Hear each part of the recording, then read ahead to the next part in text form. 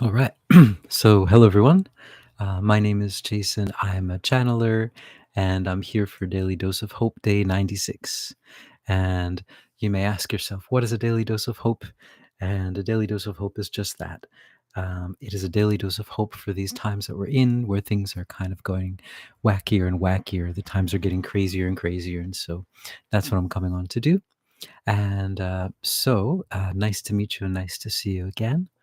These daily doses of hopes usually have three parts, just a little bit of communication about what's going on, and then a channeling, and then we do a pocket of peace, which is a guided meditation based on the theme of the channeling. So today, what I'd like to talk about is two things. One is motivation, which I don't have any now. uh, And I don't know if that's something, it's just me, but not sure. But yeah, just kinda a lack of motivation, which has kind of been the theme of these 3 years where, a lot of the things that you thought were important in your life, they kind of fell away, and then you kind of lost your kind of, grounding. Like, what do I try? What do I work hard for? And, what's the point? But not in a fatalistic view, but, what's the point of, for example, working really hard for this or for that or for that? Because it's only just the working hard part is just going to be hard. And I just wanna be happy and have fun and relax, and be at peace, and that's my goal. That's what I want. So if that's the case, then what does that look like? And so, and I think for me, it doesn't look like what I see in my life. Michael, you say, well, look who the angels dragged in, right? Hey, Michael.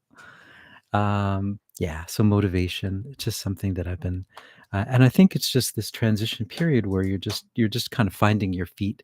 Yeah, and that kind of happens. And the second thing I wanted to talk about was, so I was talking with a friend today, and he was talking about this town that he lives in. He keeps passing by this. He takes a walk at night just to get exercise, and he was passing by this cemetery, this old cemetery, and he'd feel kind of a negative vibe from the cemetery, and he'd always kind of rush past it. And so he started avoiding it on his night walks, but then he got more interested and he went back and he looked over, and with his third eye, he saw there was this woman there standing, and she had like a kind of like a Japanese horror movie kind of style with the hair all down in the front, and she had this red dress and she looked really angry, and he said he was listening to Jamiroquai on his headphones, and so he was trying to kind of not get pulled down into the negative vibe of that this being was giving off, and somehow doing that, um, the being themselves, their expression sort of changed a bit, and and that's um, what he had said. And so I've had this experience before where sometimes there are certain beings that are kind of trapped or they're lost. And when you see them, it looks almost like a horror movie because they're still trapped in that. It's like that movie with Robin Williams from a long time ago, What Dreams May Come. Is that what it was called? Where his wife commits suicide, and then he finds a way to go to heaven to find her, or he passes away, and he finds her in this kind of place where everything just keeps happening over and over again, and she's trapped in this dark area, and he comes there to help her out and say, hey, look at me, come on, let's get out of here. And she can't even really see him. She doesn't know, she's just trapped. And that's kind of what it is, with these beings. And so that if you are able to see them as they truly are, to look beyond the fear and the anger and the hatred and all that stuff that they are, and look behind and see that they might have been at one point just a really wonderful person, and or they were just a normal person, and so to struggle to see that, and that if you can see that in them, they will sense that and they will let down that guard, and that's part of like the first step of dealing with it, that sort of thing. This is not stuff to just try lightly, though. This is kind of, you need to kind of work on your spiritual practice and everything like that, and have a spiritual practice. Uh, Something not to do willy nilly, but if these kind of beings will kind of present themselves to you rather than kind of running away, you can just say, "Hey, why are you here? What are you doing here?" And try to see them for who they are. And also to keep your protection, use the neutralizer if you need it. So the neutralizer is this invention that you can use in your mind where you put the being in a, it looks like a blender, but it's not a blender. It's just a neutralizer. So it takes their energy, so it's neither negative or positive, and it just puts them to the neutral energy. And then you can communicate with them. And then that you can, sometimes in that sense, you can see their true self, the true face. And I've done that a few times here. It seems like my room is like a congregating spot for people that are lost. They just come in. I'm like, oh, okay, right, you know. um, so must be advertised somewhere. Like in the in between world, there's like a bulletin board somewhere. Go to that guy's room. He'll help you out. And but yeah.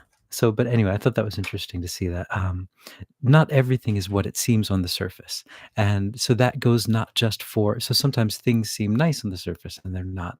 But sometimes things seem really scary or strange on the surface, but underneath it's something completely different. It's just a mask that people are putting up or a being is putting up because they're so afraid and so angry or whatever it is. And yeah, it's just like people, right?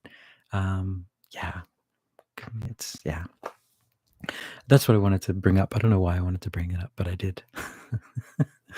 um, but yeah, so about motivation in these times when things are kind of shifting, and yeah, Michael, you say, I wonder why that happens.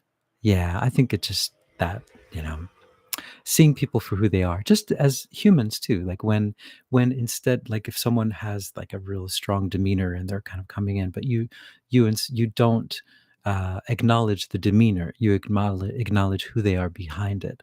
And if you do that, then at times they'll sense that and they'll say, oh, okay, maybe I don't need this demeanor. Maybe it doesn't work every time. And so I think it's the same with this kind of spiritual practice as well. It's a case by case basis, and you really have to use your discernment and judge what's going on. Um, but anyway, that's my spiel. Yeah, so why don't we just get the guides to come in and see if they have anything to add, or to yeah, give us any. Oh, hey, Lisa! Wow, you've been making it in. Woohoo. So yeah, see if they have anything to add. And oh, by Lisa, that was Young Man Cooking. That's what it was called. The cooking show.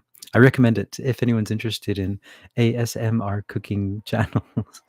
Young Man Cooking. It's good. Um, Cantonese cooking. Well, he's a Cantonese man, but he makes many, many different dishes.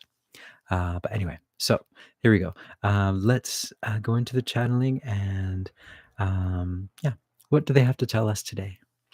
Here we go.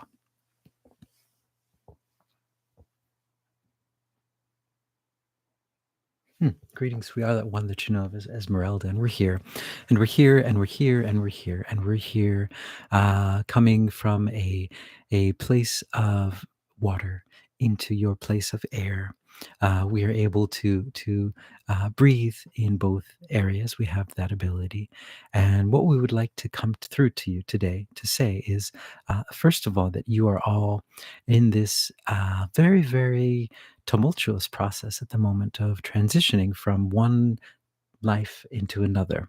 And by this, we don't mean that anyone is passing away, but we just mean that a way of living, from a way of living that was based on the third dimension, which is based on most of it is based on the absence of love or the belief that there is a possibility in the absence of love. And then you're moving into a place where a more love based reality. And it is quite a transition depending on where you are in your life and where you are in your love and where you are in your heart, where you are in accepting who you are. And so, depending on where you are, the transition can be quite tumultuous, or it can be a very, very easy step, a two step, a dance, a slight dance into a new reality. But many of you are experiencing this time where you have to let go of all of the things in your life that were not built on love, and you have to open yourself up to the possibility that an even greater love can come into your life, an even greater acceptance and understanding can come into your life. And it is a giant leap to take, but it is well worth taking because the love that is waiting for you, the love that you are, the acceptance that you are, the unconditional love that you are, is waiting for you. That is what is waiting for you. But it is up to you to let go. The universe won't let go for you. You have to let go. You have to see. And that is what this process is all about.